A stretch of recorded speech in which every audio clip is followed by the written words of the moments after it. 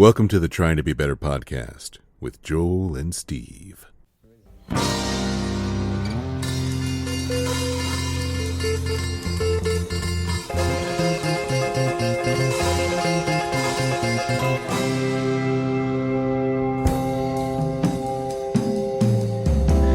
Hey there, buddy.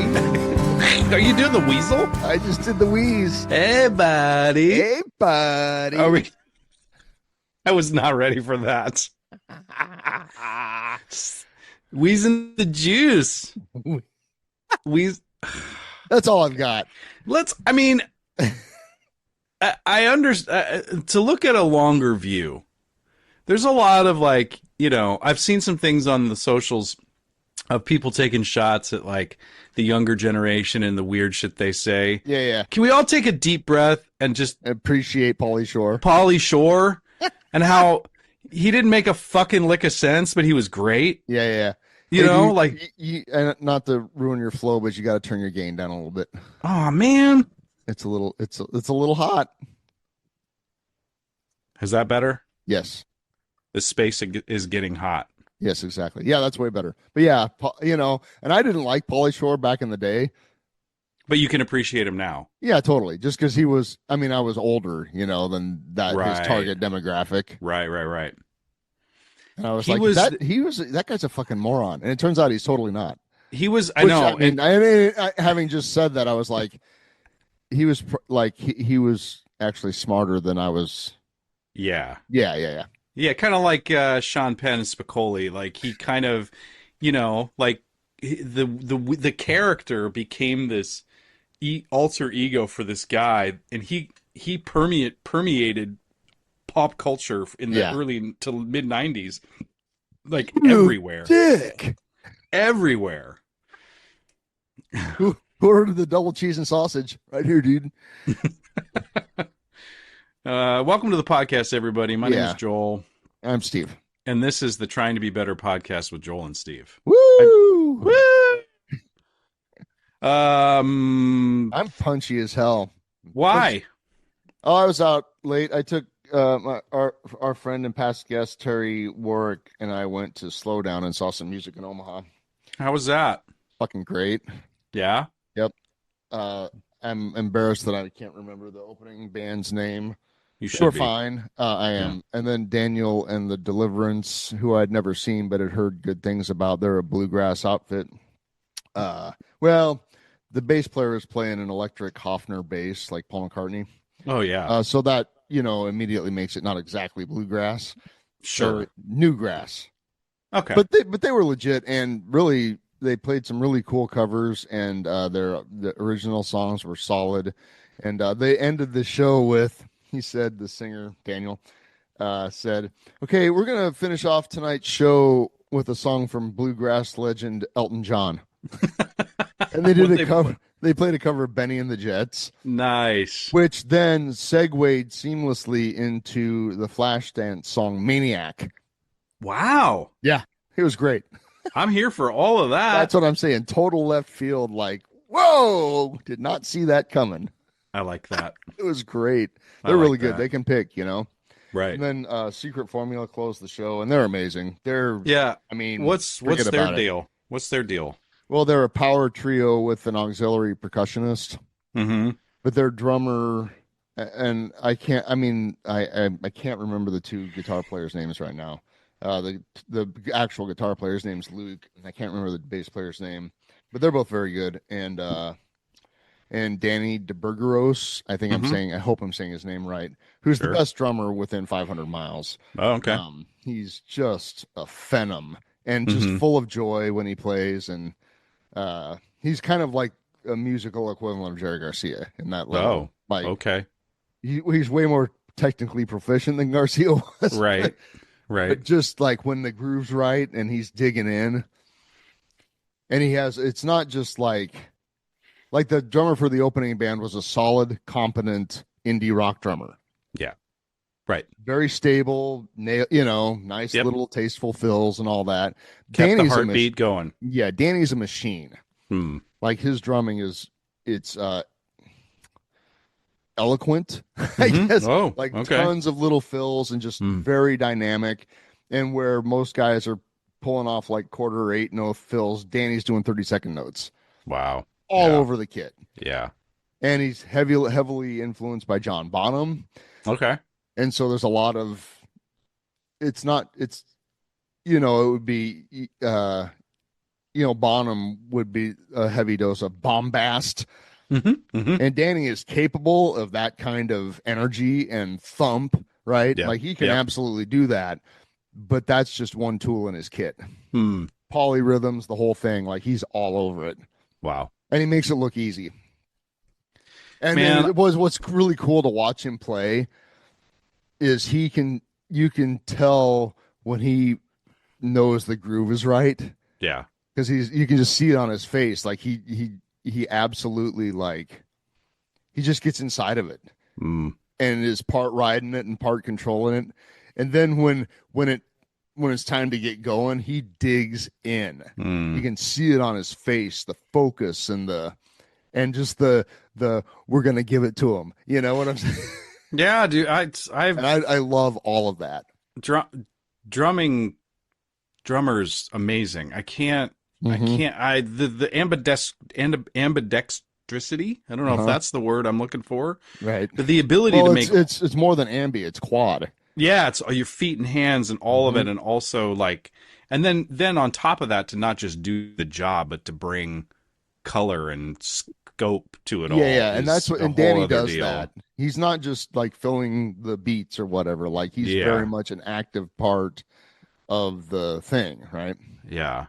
And that's why they're so good, because they're pretty heavily, or at least Luke is pretty heavily Fish influenced, Trey Anastasio, which is great, Yeah. And but they play mostly all original songs, and they're great. Little weird, What's their name again? Secret Formula. And they're from Omaha? Yeah. Okay. And they're going to be playing a double bill out in Kearney, actually, with the Midland Band. Okay. On November 15th. I would love to go out there for that, but I don't think I can because of other obligations. What day of the week is it? Saturday. Oh. Yeah.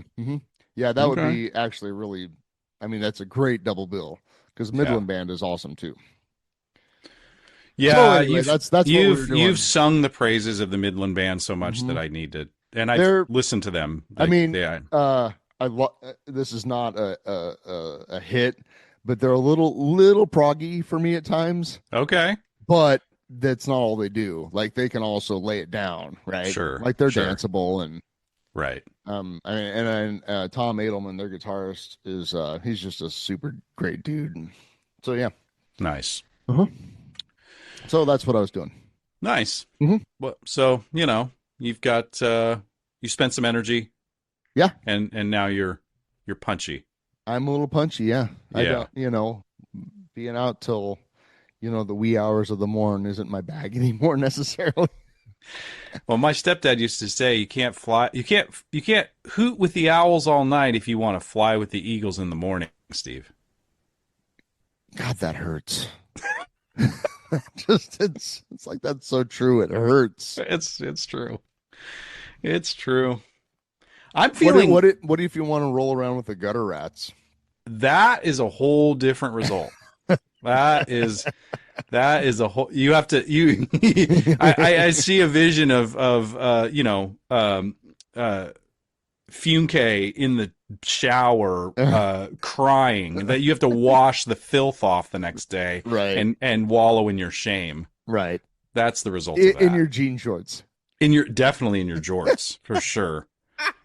Anyway, I interrupted. What were you going to say? I don't know. I think I was going to say, I'm feeling. How are you doing? How are you? Well, Simone, let's talk about your big butt.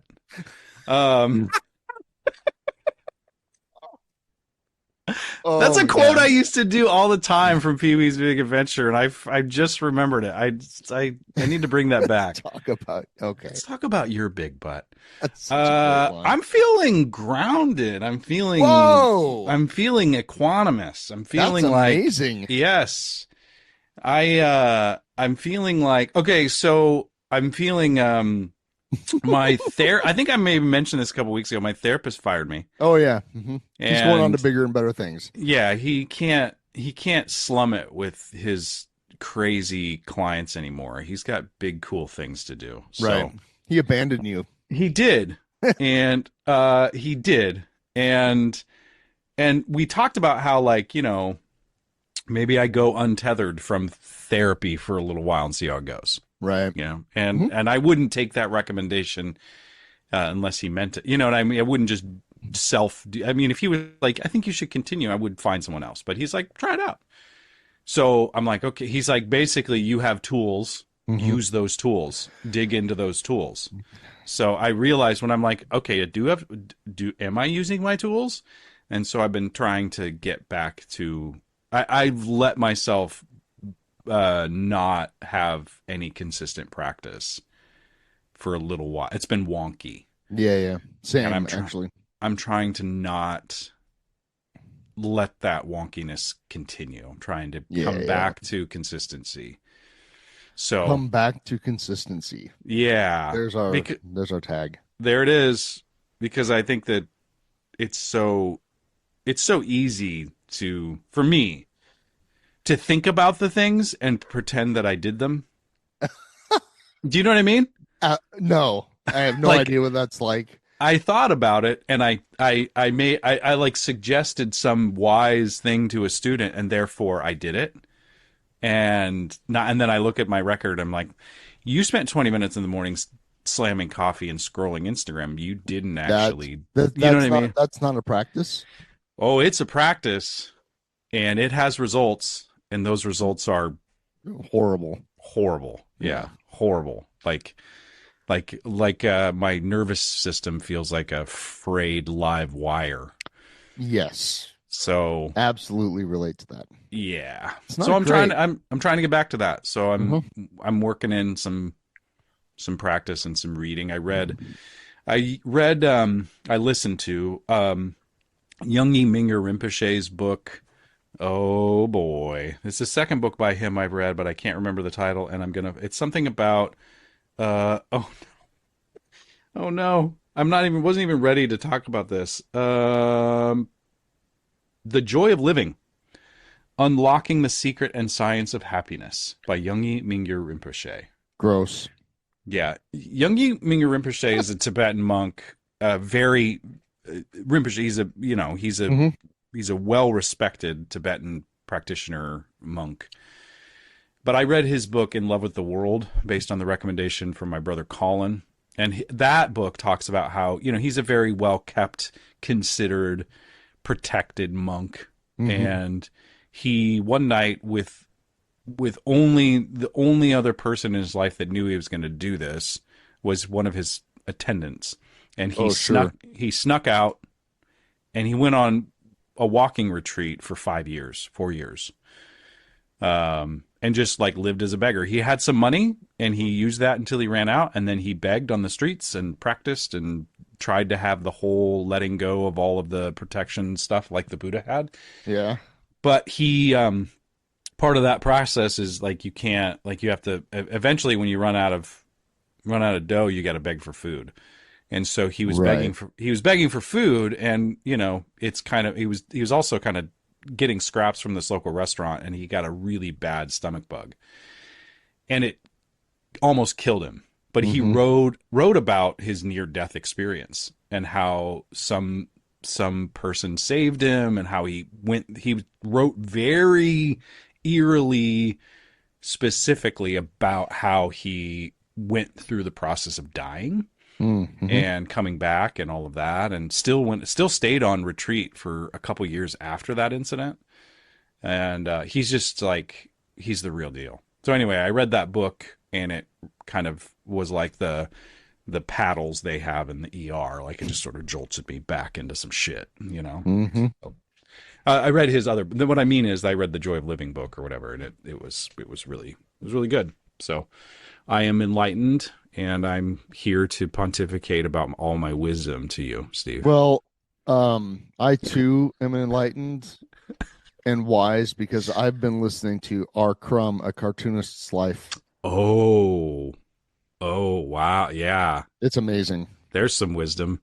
Well, it's a great book because I mean it's obviously his biography on Robert Crumb, but it's also kind of what's the word? A trip through history. Yeah. Starting in like the 1920s in America, just extreme familial dysfunction and how he single-mindedly toiled through trying to be a cartoonist. Yeah. But Yeah. that's the thing about him is I don't think he was actually really trying to quote be a cartoonist. He wanted to make cartoons. Help me out there. What's the difference? Well, he didn't he just really. It's like one of those things. It's kind of like Jerry Garcia in music in the early days. Like he was willing to live in a car and eat army rations to just play music. Okay. You know what I'm saying? He lived in an abandoned Mercury. Yeah. Right. And just and ate whatever hand to mouth existence so that he didn't have to get a straight job and could just play music. So Robert's kind of the same way in that single focus, right? Yeah. And then his not exactly meteoric rise to underground fame, and then some mainstream. It's like everything that if something's popular, it will eventually get co-opted. Yeah. So if it's hip, it will eventually get co-opted. How did he kind of start making his name for himself? Was it political cartoons? What was it? It was like underground, sort of weird. Well, that's kind of what I know about Crumb is that. For a while he was making a living drawing American greeting cards. Oh, okay. Like a kind of commercial, but he was of course miserable. Right. And then LSD entered the picture.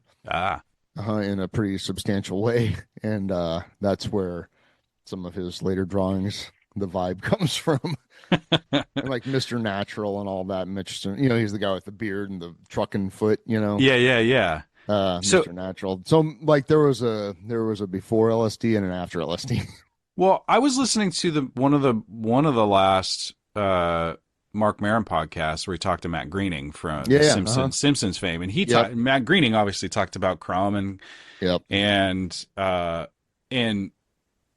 I think it was Maron talked about how like when you have an understanding of that particular style and it's a compassionate view to see people as Crumb would see people. It's also horribly like perverted and grotesque, but it's also honest. It's not trying to like right, like it's not, you're not looking at people through a lens of beautification. You're looking at people through a lens of humanity, their humanity and their imperfections and their sexuality that is not the standard. And so it's I never thought of that because I've seen Crumb's work and some of it is kind of cute and funny and some of it is definitely not. But but it was an interesting take on looking at the world through the lens of Crumb, and how he sees people is a great way to see people.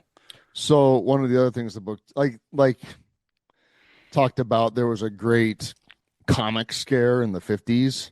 Where all these rules came down and like because they had things like violence and they were going to rot the kids' brain. So it was just censorship in America. Right. And then it's kind of coincide with like McCarthyism. 100%. It was that same kind of scare, or later in the 80s, the satanic panic and all that garbage. Yep. So that was interesting. Just again, like that's the thing that's been great about the book is I'm learning more about my country. And everything that's new is old and old is new. It's like it just cycles through, Yeah. But the other takeaway from it is that, like, Garcia and Crumb, it's like the theme seems to be, and there are others that I can't remember right now, but if you truly, like, there are artists that make art because it's fun, like me, And then there are people that are absolutely driven. They have to do this thing. Yeah. Right.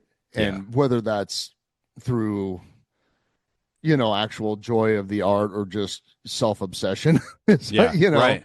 who knows, and doesn't really matter. But like those artists are the ones that seem to last across generations. Yeah, that's Like that's they're so focused that they put so much energy into it that it doesn't dissipate in a week or a month or the next news cycle or the next pop song or whatever, you know. yep. And it's not for That's everybody, you it's know. not for that's the thing, and you bring that up, and I'm referencing a conversation we had before we started recording was I read, and this is another example that I think there's a connection there with Crumb as an artist or Garcia as an artist.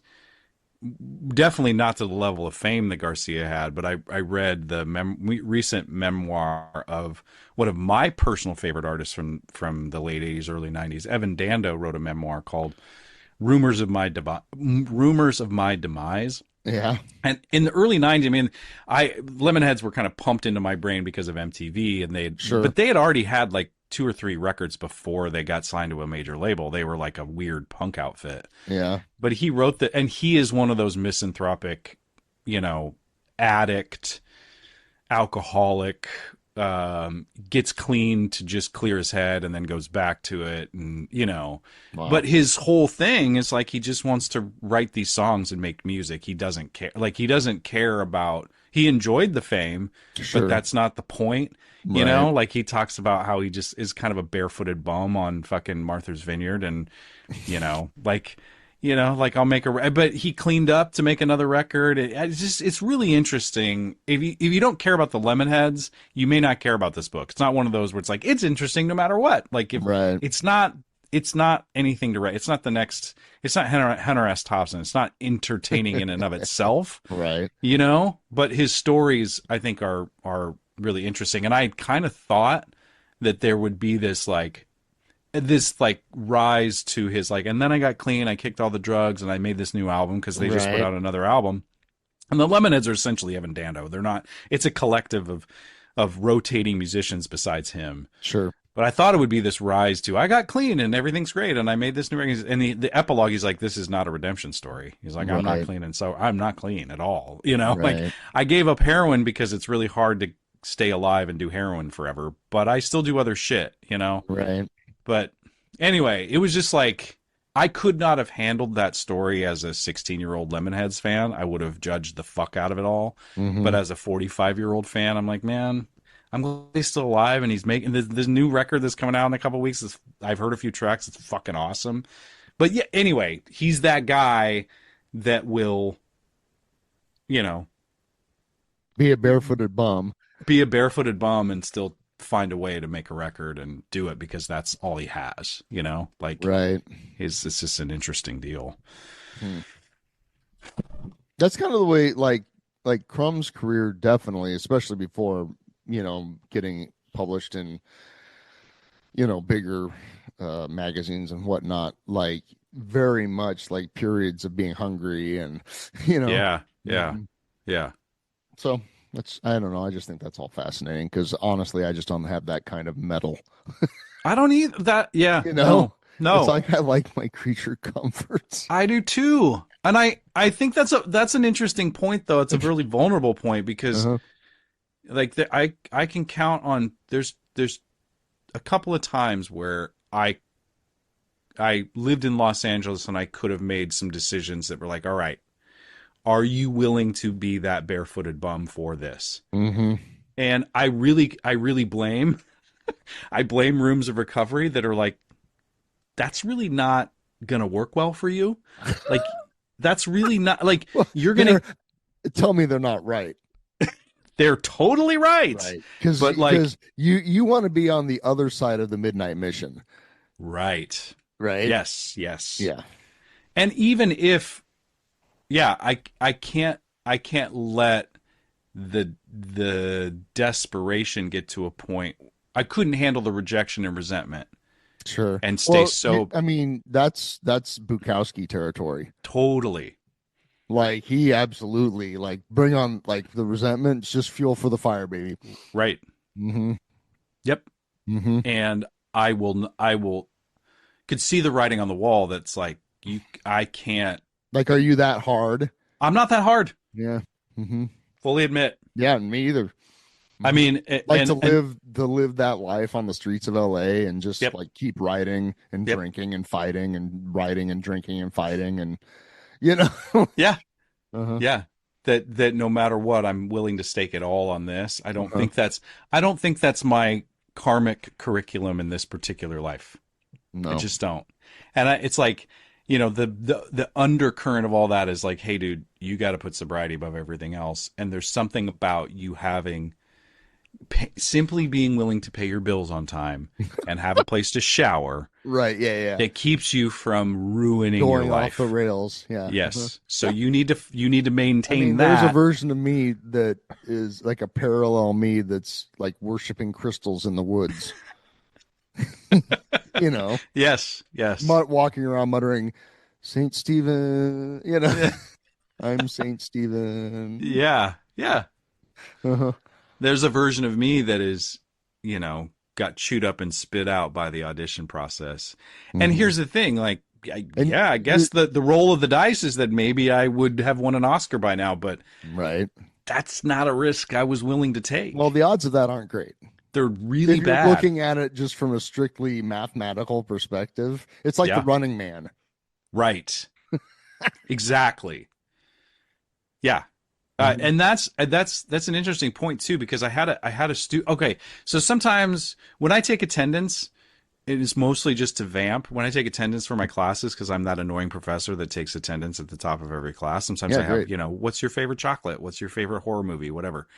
And sometimes when we don't really need to push the syllabus that hard that day, I will say things like, "Ask me anything," This is your opportunity as a student and a professor. Right. What do you want to know about me? What do you want to complain about the school? What do you want to do?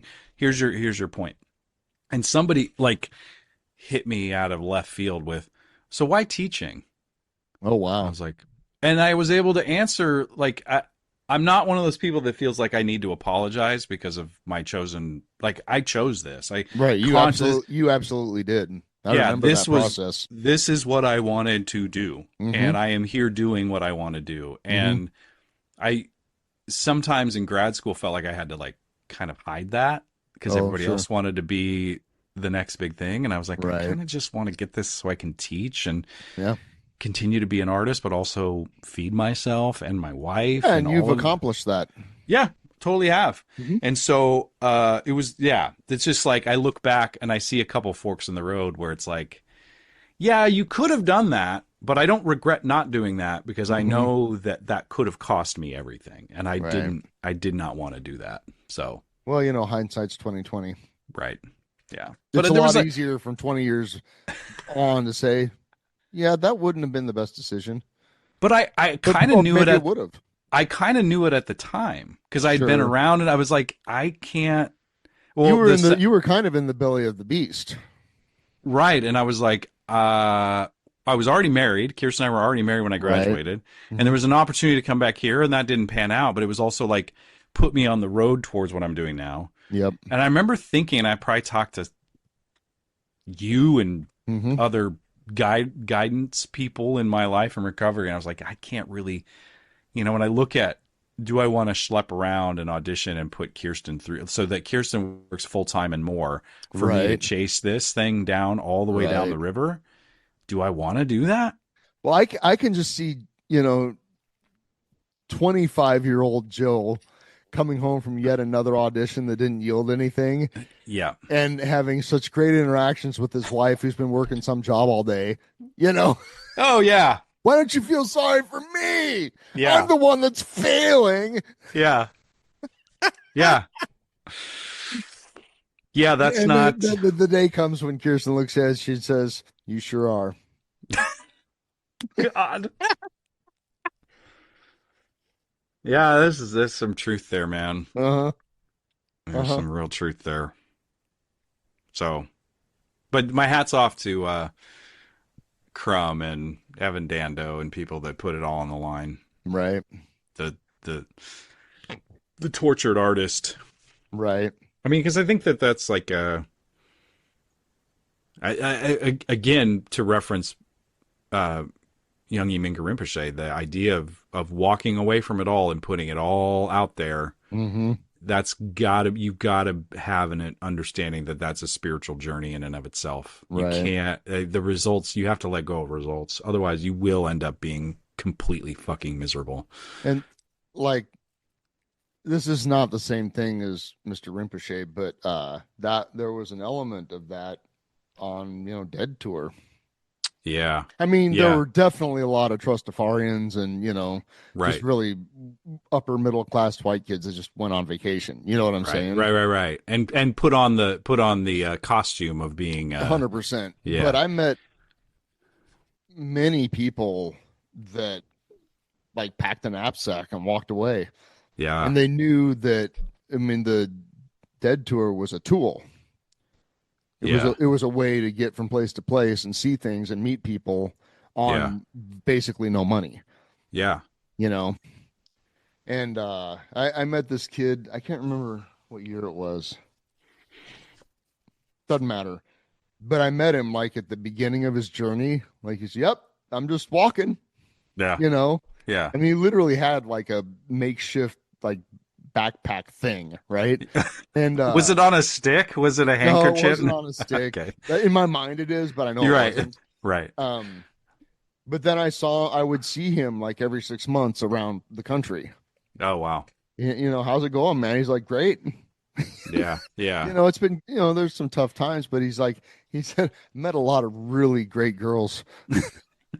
Well, I think that's interesting because I think that the or the outside conversation is how horrible, like how destitute that is, or how there's a judgment. There's a judgment there. It scares the shit out of people that have day jobs. Right. It's the judgment of it is kind of the surface level conversation, but Yep. I'd love to hear more honest stories of actual like Tour heads, enlightenment, truth, and the misadventures of America. 100%. I mean, that's kind of Garcia said, we're we're the last true adventure in America. Yeah. It's like running away with us is like running away to join the circus.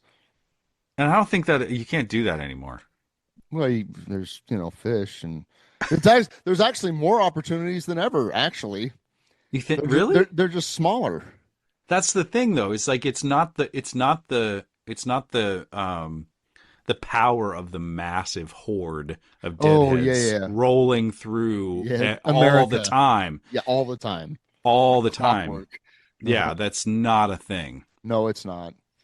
But we've had this conversation before, especially with our friend and past guest Jack, that you could still do tour. It's just there's a lot more opportunities to rest for a minute and dance a little bit. Yeah. It's just smaller. Yeah. They're in theaters. I mean, shit, the Dead weren't a horde until the late 80s. Know what I'm saying? Yeah. It was small. They played, I mean, they occasionally did the mega gigs to pay the bills, basically. And then they played little theaters, Yeah, that's interesting because I kind of think that like the horde thing was considered a bad thing by people that had been on the road for a decade or more. Yeah, I guess that's because true. It brought nothing but problems. Right. Right. But that's my frame of reference for the ability to just go on tour and disappear. Sure. Oh, because, well, that's you know what I mean? Mm-hmm. Because if it slows down, if there's more respite from the tour, then you've got to figure something out for a little while before the next one starts up. I mean, that opportunity to just go and be gone and do it all the time and like hop on the Jerry Garcia band tour while, you know what I mean? That doesn't. You can't do. I mean, you could do that. I don't know. It's just interesting. Well, it's more. It's more spread out.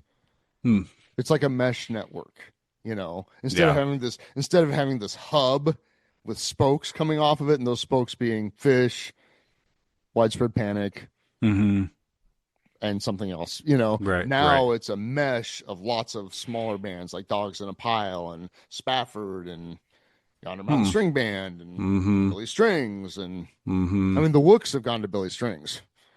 That's where the real action is. I mean, that's what you're looking for, yeah. Yeah. So like the music never stopped, man. That's good to know. Hmm. Oh yeah, the music's in good hands. It's still not something I can do. I think No, about it. That's I never did full tour. Yeah. Oh, I think about it too. But then again, it's like the romantic version of living in your car selling grilled cheese or whatever. It's like, I'm too old. But like I want to go on tour Not 19. but have a total like $90,000 Sprinter van. Well, yeah, that's why You know what I mean? first you make the money, Then you get the power. then you get the power, then you get the $150,000 Sprinter van with four-wheel drive and a dually rear axle and Yes. solar and Yeah, and satellite internet that I can Yeah, the have whole some thing. sort of I can make money doing a podcast and streaming and speaking of you ingrates, reach out to your connections and make us famous. Yeah, would you? I think that I'll be bold enough to say it. I think that Steve and I have been doing this long enough that we've found a groove. It really is, and we do need to take a minute to thank Mr. Mark Maron Yeah, for real. Because the way he framed, and I know you haven't listened to it yet, so I will not Yeah. get too in the weeds with this, but the way he framed the end of his podcast, not the one with President Barack Obama, but the one where it was just him, Mm-hmm. it was super powerful.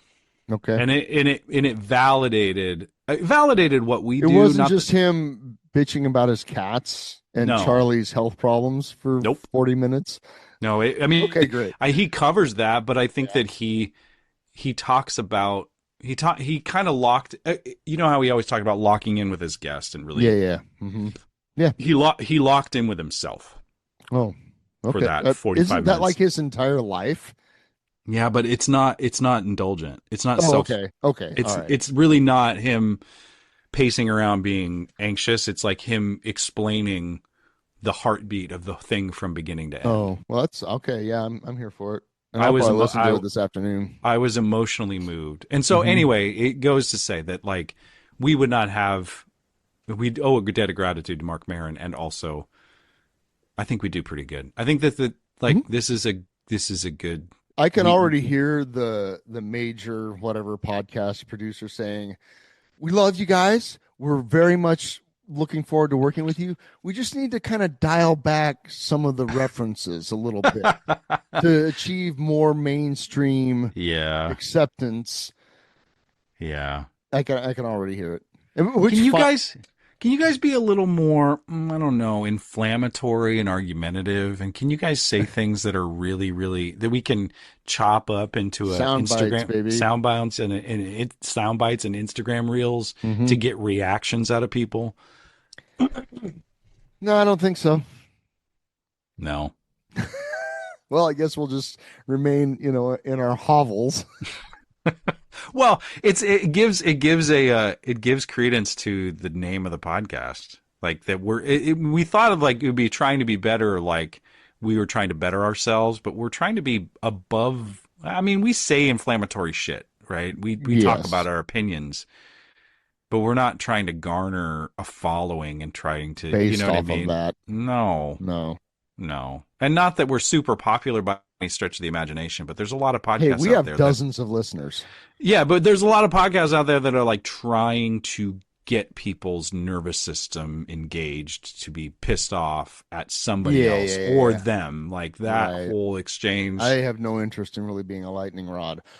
Speaking of lightning rods, last Sunday I went and heard a stump speech from a guy named Eric Moyer. Who you also Eric. know. Yes. And Eric is running against Mike Flood in whatever the next election is. That's how civically astute I am. I think it's in a year and a half or in a year. Mm-hmm. I don't think it's this November. It's in a year. Yeah, it's like it's midterm situation, right? Sure. Anyway, Eric's he's on the path that I can support. Yep. Mm-hmm. And I agree. mean, I sat and talked with him for 20 minutes before his speech, and he had a little Q&A, and I asked him a couple questions that were relevant and important to me that I actually know something about, and he gave thoughtful answers with actual. It wasn't just, I'm so glad you asked that question. I just can't wait to, serve my constituents in that regard to you. And I hold that near and dear. He gave actual answers. Oh yeah. With things like facts and science, and like he knew what he was talking about. And spoke extemporaneously and like with conviction, I guess, which, like Carson once said, the key to this business is sincerity. Once you can fake that, you've got it made. Well, I've known Eric for a while. Yeah. And I've actually worked with Eric directly on, I mean, he's an actor. He's a great actor. And I worked with him directly on a process, on a play that it was a really awesome play. And it was a professionally done, well run, and we were all getting paid. Right. So it's like, like we were in this. Right. And he's a delightful person to be around. Right. So the fact that the politician stuff, it surprised me. It didn't shock me. It surprised me, like, oh, Eric. All right. Yeah. But as far as a human being that works hard and works on stuff and is fun, I mean, if another actor can say he's a great actor to work with, that's a great thing on a lot of levels, because you know your shit, you're working hard, you're trying to bring something creative to this collaborative process, and you're not a shitbag to be around. Right. Like you're not, it's not ego driven, like you're generous. You're generous creatively as an actor in a scene, but you're also generous, like walking into the rehearsal room. Hey, how are you? Good to see you. Hey everybody, how's it going? Yes. Like that's a good indicator of somebody's overall character. Yes. Not pun intended too, like it is kind of so I can vouch for Eric in that regard. That maybe we should see if he'd be willing to talk to us. We should that's a good idea. Yeah. I mean, if we don't want to besmirch his reputation. Yeah, I can't. You guys. It's just not it's not gonna be good for the polling. Yeah, I don't think. I went back through your transcripts, and you guys are extremist weirdos, and more weirdo than extremists, but that's true. Yeah. But anyway, I'm getting better at this as time goes on, but I am usually a little recalcitrant in terms of going up to the star of the show and saying, "Hey, my name's Steve, how's it going?" Yeah, right. But I did that, and he was like, "Oh, hey, yeah, thanks for coming." I said, "I think we have a friend in common, Joel Egger." He's like, "Oh yeah, Joel," and then we just sat and talked about bullshit basically for about 20 minutes, and then he had to go do his thing, right? And it was just all together. Well, so when I referenced lightning rod, the thing that I really liked about what he said is one of the things that he kind of finished things off with is, I don't want, God, how do you say it now? Basically what he was saying is, I want to be the lightning rod for all of these issues. Oh. All of these things that are, just fucked basically. I want to be the lightning rod for your frustrations, for your fear, for like, I want to take that on and try to help fix that. Wow. And I thought, that's pretty cool. Like, I want to be a person, not the person, but a person that is, that you can basically count on, That you can... not that I'm going to fix everything like some people say, but like I will be working. And I realize probably every politician ever has said something to this effect, but like, I want to work for you. Yeah. Yep. And I think that's something that's obviously lost from the top down in partisan politics right now, or in populism. Yeah. Which is garbage. Right. But there's something about, if I toe the line of dear leader, then I will by default get these people's votes because I am connected to this populist movement versus which is not actually a populist movement. No, but I also think that there's something interesting too, and there's something that I think Dan Osborne is doing right now. Yep. As much as I think that being an independent is a fucking cop out at this point, I think we should have a parliamentary system and blah blah blah in this country. I think we should have many parties, whatever. But yeah. so I have my Good issues luck with that. I know, but I have my issues with calling yourself an independent at this point. Either way, I do think Dan Osborne is somebody who's saying, hey, I can say this about this, but I can also say this about this. And like, I can talk to farmers and say, hey, you guys are getting railed right now. You know, so like, that's the understatement of the century. right. But I think that Eric is smart to do it that way, to say, hey, I'm going to try to get back to, I am a dude doing a thing. And yes, I'm affiliated with a party and I'm running against that other party. Yes. But I'm not just going to say, because at a Nebraska congressperson's level, just kicking in the door and saying a bunch of national politics stuff is not going to work here. Like, you've got to actually say things about things that we give a fuck about. You know what I mean? Well, it's worked for our current representation. I know. Exactly.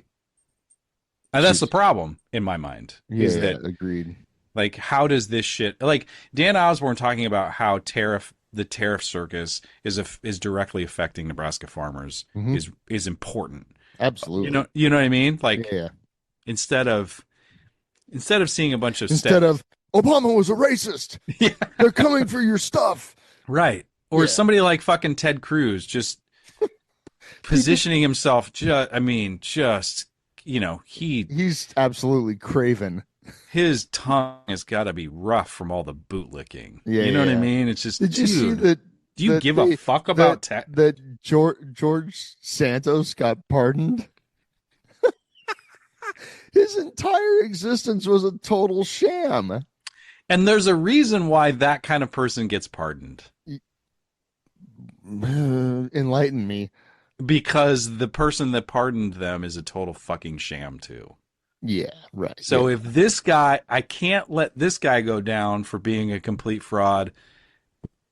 You know what I mean? Yeah. It's like, and it's also, I think it's a delightful message to everybody in his circle that you can do anything as long as you stay loyal, as long as you're loyal and don't deviate. But if you look at the timeline from like 2015 on, almost everyone that was associated with that guy gets fucked in the end. Right. Mm-hmm. Speaking of, we need to talk about, I know you got to go, but we need to talk about the party downtown yesterday.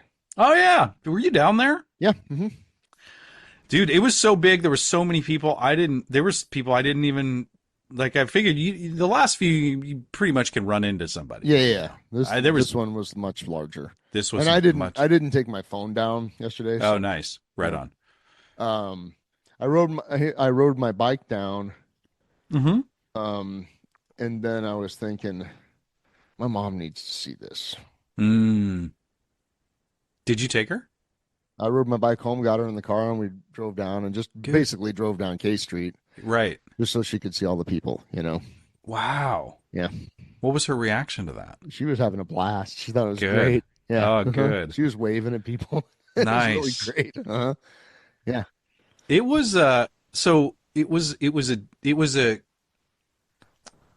was something about the rhetoric leading up to this one where in the 72 hours before the No Kings thing on Saturday, October 18th, there was a lot of rhetoric from the right basically saying these are all people in Hamas. These are people who are criminals. These are terrorists. It's actually senior citizens and people in dinosaur costumes. Yeah, and also the rhetoric of these folks are there's no young people present is total bullshit. Right. Yeah, it was a wide range of age. I saw 3 to pushing 90. Yes. And what Gen whatever, like 18, 19-year-olds. And why is it a bad thing if that our elders are out there protesting? They're the the children of World War II. Like, Right. they're here to, they went through Vietnam and all of that. Yeah, Like, yeah. why is that such a fucking pejorative when people are like, they're like, I saw some comments on like, the Journal Star posts about it or 1011 posts about it, like, not a young person in sight. I'm like, A, you weren't down there. Don't fucking Right, talk. shut up, That's yeah. not true. And B, what is the problem there? Anyway, it was beautiful. And so It really was. the rhetoric of like, we're all terrorists and blah, blah, blah. And then you go down and I Then think you that, actually go down there and realize it's just a bunch of people getting together and I think that, smiling at each other like, hey, exactly. It's great. Isn't it great? We're all here. Like, this is amazing. And that's what scares them. And that's why I want to applaud. And we've talked about Portland in the last few weeks of like the inflatable frog costumes and joy and clowns dancing and shit. Yeah, yeah. And naked bike rides. And that's the thing that I think was so amazing about this one, is that while we could have been instigated, or we are pissed, yes, we could absolutely. be pissed enough to do XYZ. We realize that's that counterproductive. Really, the better showing is, at least in this context, to be peaceful. Yeah, and New York City and whimsical. And joyous. And New York City, hundreds of thousands of people out there, and NYPD just thanked all the protesters for being peaceful and said there were no arrests.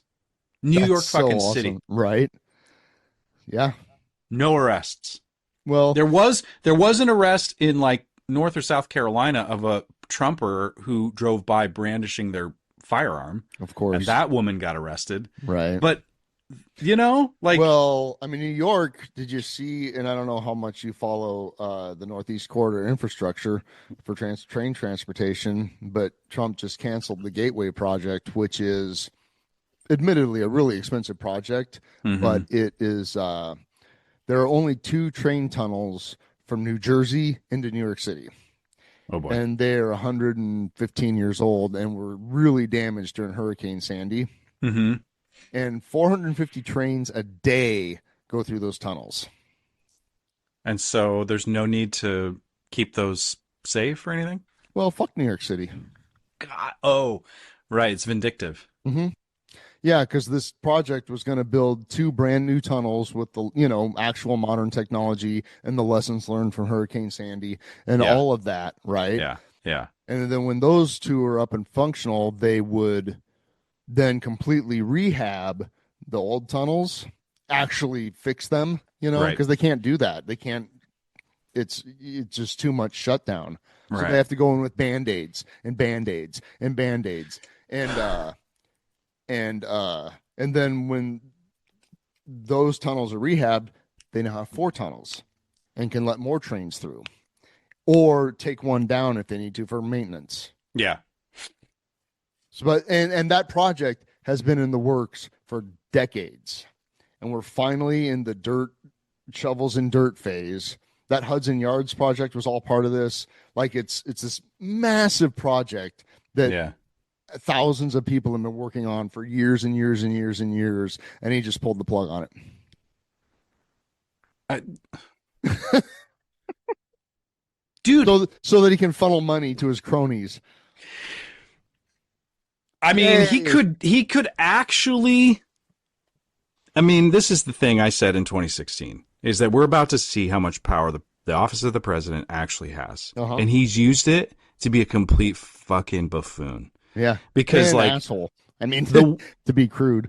The amazing thing is that, and I will say this, Operation Lightning Speed or Warp Vaccine Times or whatever, that was amazing. Right, but that wasn't him. I know, but he could have fucking taken credit for it. Yeah. And been like an actual American hero. Correct. Yeah. And then his second term, he's like, vaccines cause third legs, or you know what I mean? Like, he just like, dude, he could be take a fucking victory lap. He could actually be like actually revered and an actual honest American hero just by trying to be a good guy. but he can't help. I mean, He it's can't. just, No. and so we're left to sit here pulling our hair out watching him after the largest peaceful protest politically in this country ever. Ever. Yeah. And he shares some shitty AI slop about. Did you see this? I won't watch. I don't listen to It's him. horrible, and I don't even really Yeah. want to talk about it. But Right. it is disgusting Mhm. that's like he's trying to get to the very dark, shitty part of his base. Mm-hmm. Get them the meme lord, Mhm. basement I mean, I'm in my basement, but basement dweller Republican crap. But you're not surrounded by fertilizer and diesel fuel and ARs and Not yet, but no. oh No. God. But it's like I really think that in 10 months, I think that right now, I think that there is, I have to believe there's a concerted effort to try to do something about this. I'm 50-50 on that I know. because right now, I mean, corporations love fascism. It's good for business, isn't it? It's good for business. Yeah. Mm-hmm. Yeah. I learned that from the last couple seasons of Peaky Blinders.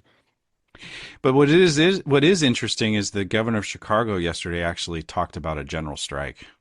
Oh, wow. That's He intense. basically said, like, hey, we've got all of this energy. What would happen if we all stopped going to work? I mean, like everybody at one time. yeah, everybody that participated yesterday, Mm-hmm. we all said, hey, we're not going to do this for 2 weeks. We're not going to do anything. Right. Or strategically, we're not going to spend a dime. We're going to Right, stock yeah, up. We're not going to spend a dime. We're not going to do anything. Well, if you stock up, then you're spending dimes in advance. I know, but you could also, Just you eat the could- food that's in your pantry that's been there for 3 months. yeah, you could make a tick on the Yeah. seismic scale for at least some corporations to notice. Yeah. Oh. Anyway, it was amazing. Yesterday was amazing. It filled me up, Yeah, good. Yeah, it was really fantastic. Like, oh, it's that thing of, oh, I'm not alone. There's Yeah. lots of people that more, There was a lot of people. there was a lot of people. Hmm. I wonder what the numbers were yesterday. I don't know. It's really hard for me to estimate that. I mean, the Journal Star and 10-11 will say there's about 500 people. There were 70 to 80 people. Yep. And they were all ugly. So we can't show any photos. But here's some Yeah. AI versions of what would have been there. Yeah. Well, yeah. But our mutual friend Laird organized a protest in David City and sent me some photos. And it was Oh, yeah? 50 to 60 people on the streets of in David City, David City, Nebraska, out there with their signs. that's That- amazing. That gives me a lot of fucking hope too. That's amazing. Yeah. Mm-hmm. Yeah. Yeah. Because that neck of the woods, I think, probably leans pretty red. Yeah, and they probably are like, what are these yahoos doing on my street corner? And but I would imagine also that there's some soybean farmers up there. Yep. Mm-hmm. Yep. Mm-hmm. For And sure. I'm sure this is important to them, but I am more than willing to let bygones be bygones. Mm-hmm. And Yes. I'm so glad you're back. Kind of Yes. like in, the secret meetings, like, yeah, you really screwed the pooch and really Yeah, hurt you- a lot of people, but you're back on the beam and let's go, You were rolling drunk on fascism there for a little bit, but Yep. you have here's a seat, here's a Right. cup of coffee, here's a Right. book. Now maybe just shut up and listen for a little while. Yeah. Yeah. But like a populist fascist movement, I would assume, except for the people that are actually pulling the knobs and turning up the dials and actually doing illegal shit, Right. the followers who haven't done illegal shit, who are just been sort of brainwashed for a little while, need to have an okay place to land. 100%. There's no way that doesn't. I mean, yeah, I think there's a version of Nuremberg that might need to happen with a few people that Mm-hmm. participated in this in a real way. But if you just voted because you were fed up with stuff, I'm fed up too. Right. You should have a place at the table. I mean, there's a version of me that it has, reared its ugly head a few times where it's like they need to fall on their swords. Yeah, That's the only way out. I know. Acts of contrition, because look at all the harm you've done. Yeah, but it's that same thing of blaming people who don't recycle aluminum cans on climate change. Like let's look at the fucking culprits here. Yeah. Factories. Right. Yeah. Corporations. Exactly. That's why I don't recycle anymore.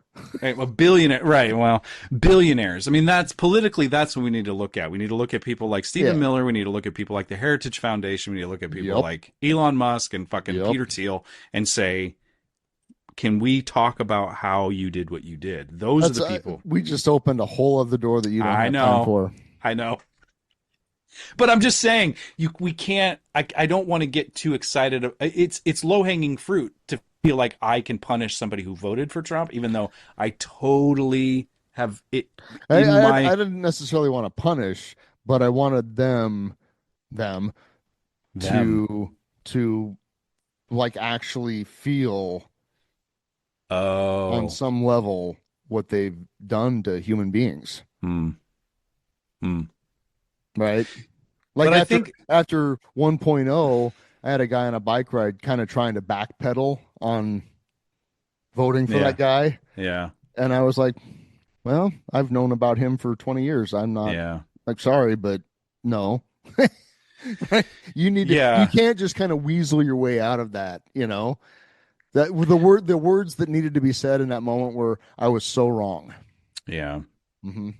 And those are the hard... This is kind of like milk toast, like, well, we thought he was good at business. But I think there's an opportunity though, if I, and this is a universal thing, if I can soften with this is what I am seeing, and then I also give space for them to express what they were seeing. Yeah.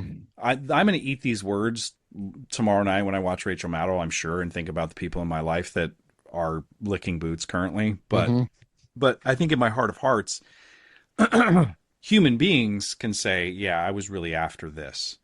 Like, I wanted this to change. You're like, and I'd love to talk to Eric about this. Like, okay, you say you want to be a lightning rod in some ways.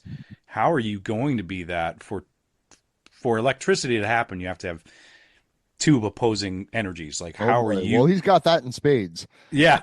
So how are you going to, I mean, like, how do we come to some agreement to understand each other and also put the actual blame on getting to this authoritarian fascistic experience and put blame where blame is due rather than on some farmer in David City. Right. Yeah. I think that'd be a good band name, authoritarian fascistic experience. Let's do it.